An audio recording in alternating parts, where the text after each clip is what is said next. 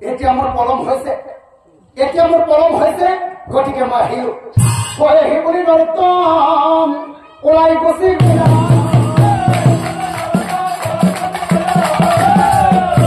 হৰি হৰি প্ৰভু, এই নৰোত্তম জানো, এই নৰোত্তম জানো আমার নিজের পুত্র নহয়, মনের যুগে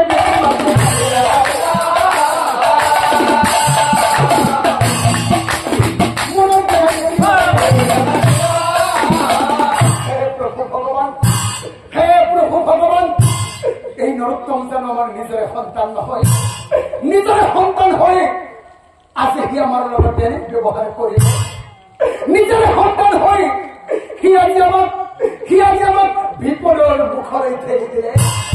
হে প্ৰভু ভগৱান, কি পাপৰ ফলত, কি পাপৰ ফলত তুমি আমাকে সন্তান দিলা প্ৰভু, কি পাপৰ ফলত তুমি আমাকে সন্তান দিলা। আমি ফকিলৈ আমার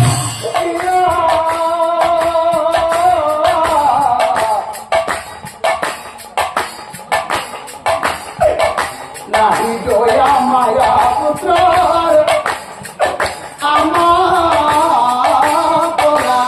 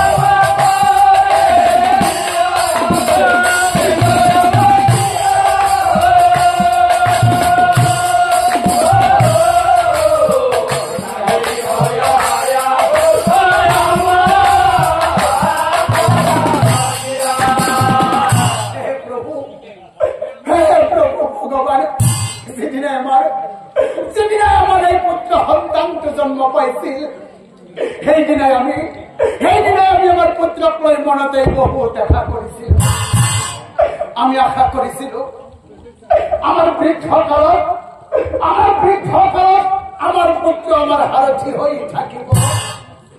আমি আশা করেছিল আমার মৃত্যুর পিছত কান্ধত তুলি আমার পুত্র আমাক শ্মশানলৈ লৈ যাব। আমি আশা করেছিল চিতার উপরে তুলে নিয়ে আমার পুত্র আমাক মুখাগ্নিও করিব। তাই নাই প্রভু, এইবোৰ আমাৰ ভাগ্যত নাই।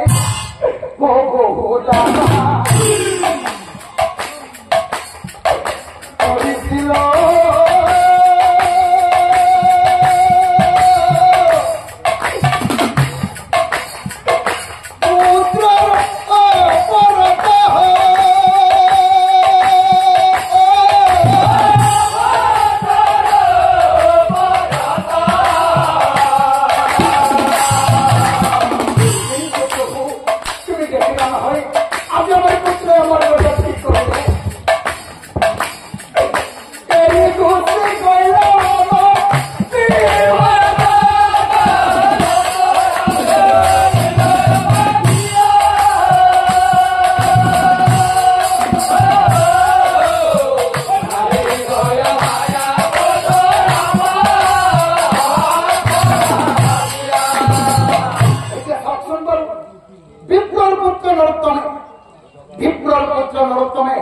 পিতৃ মাতৃর বর্তরা এনে কোনো কুব্যবহার দেখি।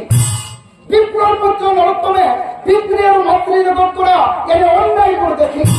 উপরের পড়াই হরি দেবতাই সকলের উপরে ছাই আছে। আমি সকলেই জানো দেৱতাসকলৰ ভিতৰত শনি দেৱতা হৈছে আইনৰ দেৱতা। আমি সকলোৱে কৰা ভাল আৰু বেয়া কৰ্মৰ বিচাৰ শনি দেৱতাই কৰে। শনিয়ে চাই আছে, শনিয়ে মনে মনে ভাবে হেৰায় সংকাৰী বিপ্ৰ নৰোত্তম, হেৰায় সংকাৰী নৰোত্তম, সামান্য বিদ্যা অৰ্জন কৰি আজি তোৰ ইমান সংকাৰ হল, আজি তই তোৰ ভগৱান তুল্য পিতৃ আৰু মাতৃক চিনি নোপোৱা হলি, আজি তই ইমান টাইমৰ পণ্ডিত হলি, আজি তই তোৰ ভগৱান তুল্য পিতৃ আৰু মাতৃক কু ব্যৱহাৰ কৰিব পৰা হলি। ময়ো চাই লম তই বাৰু কিমান ডাঙৰ পণ্ডিত।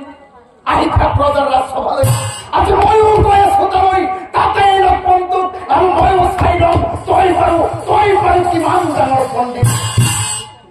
এতিয়া চাওকচোন বাৰু, এইফালে শনি দেৱতাই প্ৰতিজ্ঞা কৰিলে, আনফালে সেই বিপ্ৰৰ পুত্ৰ নৰোত্তমে বাৰু কি কৰিলে? হয় অহংকাৰী নৰোত্তমে অহংকাৰী পুত্ৰ হোৱা ৰজাৰ সভাত উপস্থিত হোৱা।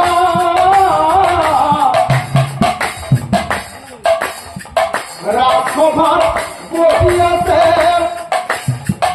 মহাপণ্ডিত জন, নরোত্তমে দেখিব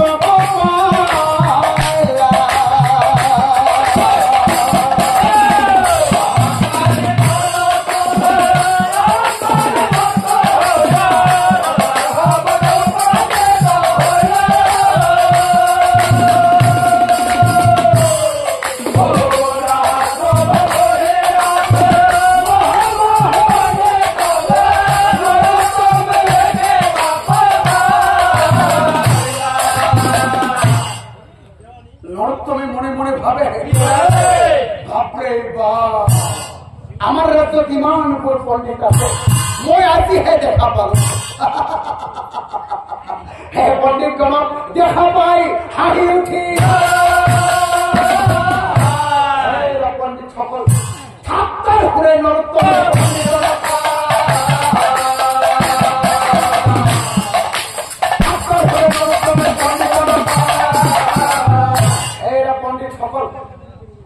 পণ্ডিত সকল, তোমালোকে যে এই ৰজাৰ ৰাজসভা শাস্ত্ৰ প্ৰতিযোগিতাত ভাগ লবৰ বাবে আহিছা, তোমালোকে জানো মোৰ লগত প্ৰতিযোগিতা কৰিব পাৰিবা?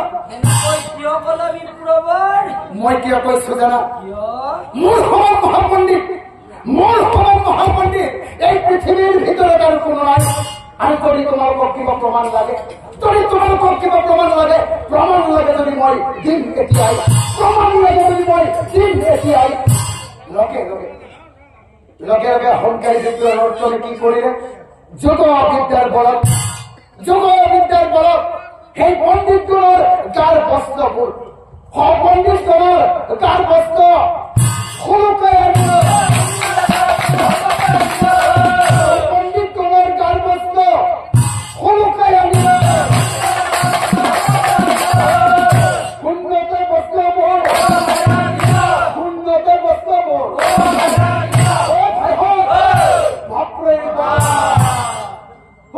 দেখি পণ্ডিতগণ আচৰিত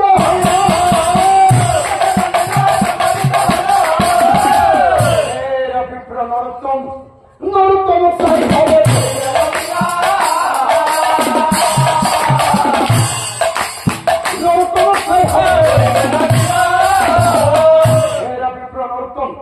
আমি তোমাৰ লগত প্ৰতিযোগিতা কৰিব নোৱাৰো। তুমি আমাৰ গাৰ বস্ত্ৰ ঘূৰাই দিয়া বিপ্ৰবৰ, তুমি আমাৰ গাৰ বস্ত্ৰ ঘূৰাই দিয়া। এতিয়া চাওকচোন বাৰু, আনফালে সেই শনি দেৱতাই অহংকাৰী নৰোত্তম মিত্ৰক উচিত শিক্ষা দিবৰ বাবে কি কৰিব? ঠিক সেই সময়তে হেন কালে শনি আকৌ সন্যাসীৰ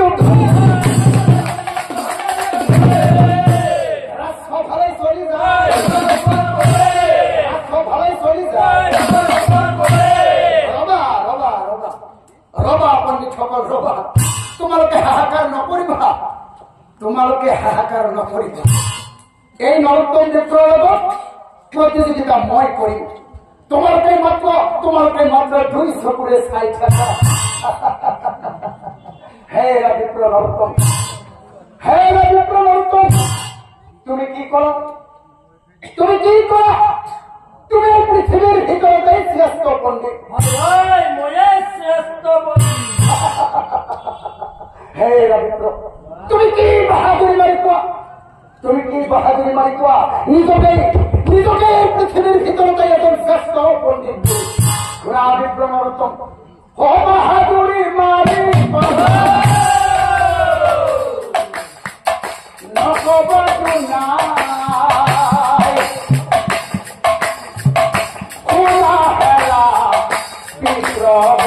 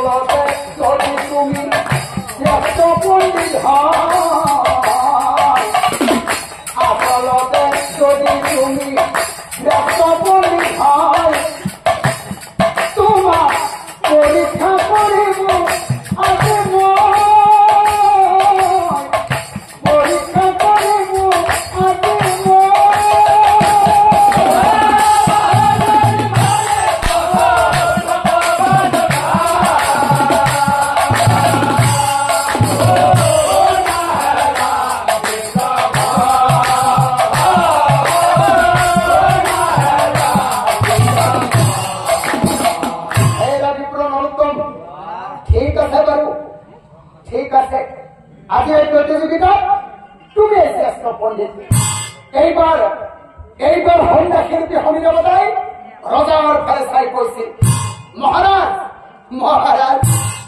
মোর সরব 3টা প্রশ্ন আছে মহারাজ।